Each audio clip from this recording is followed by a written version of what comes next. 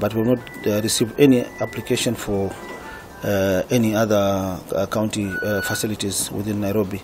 The only application we received a letter signed by Norman Bagaya, and we've not responded to that letter because the ground is already booked by another group. Yes, and I mentioned earlier that we've closed down Uhuru Park for renovations. First, let us not politicize this matter because security was never devolved.